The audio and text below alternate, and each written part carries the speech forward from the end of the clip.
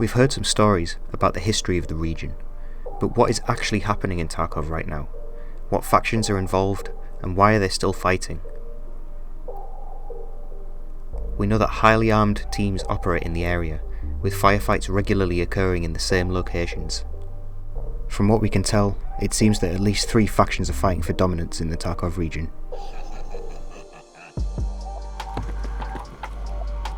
I'm gonna take a hole in the wall.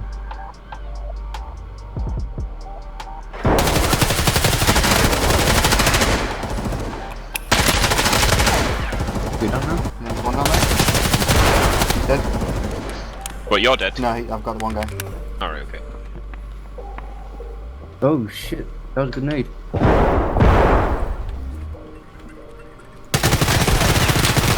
One down. Nice. I'm in the hallway. That's me. Two down. The first faction are the USEC private military company, who operate on behalf of Terror Group.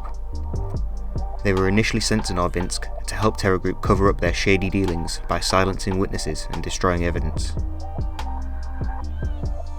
The second faction occupying the Tarkov region is the Bear PMC. This unit was created as a direct response to the threat of USEC operating within the Special Economic Zone against Russian law. The reason Bear was formed was because outright military action would have drawn international scrutiny, plus it's also helpful to have plausible deniability. Caught in the middle are the Scavs, the unlucky local civilians who have formed into uneasy alliances and militias.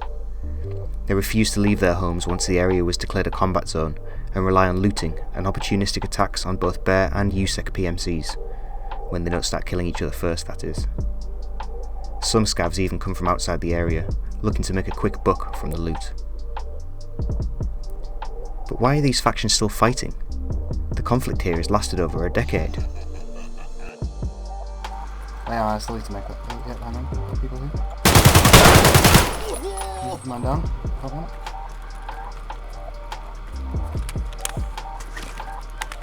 This one.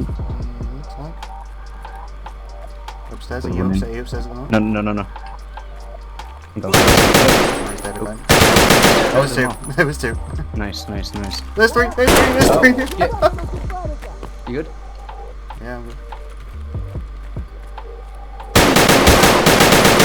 There was so many up here. There was number Really? 2. Yeah. Holy shit. Take one, bad boy. Yeah. Yes. Nice.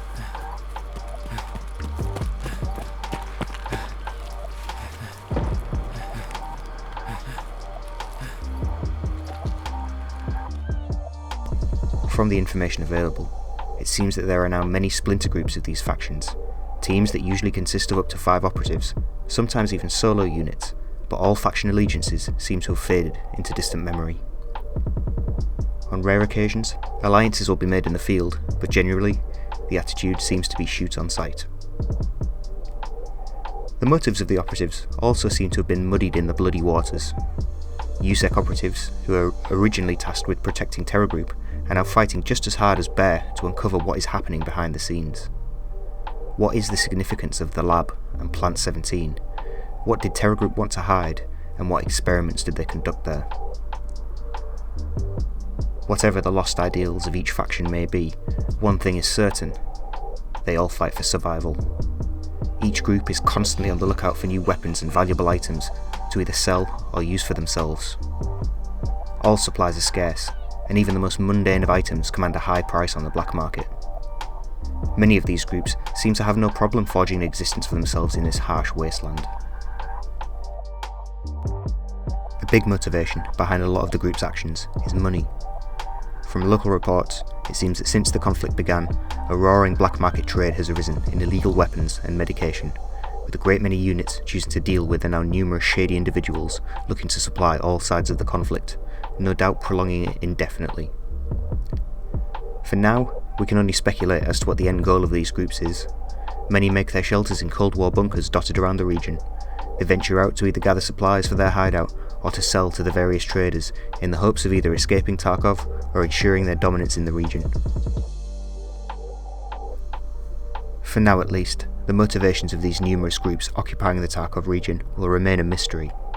Suffice it to say that the lure of cash, or even a better weapon, may be enough to break long-forged friendships.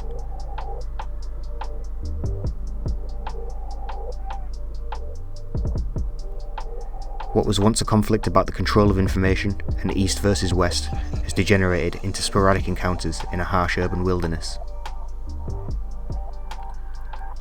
What are your motivations for survival in Tarkov? Do you live for the hunt, or do you like to sell weapons on the black market? Let me know in the comments.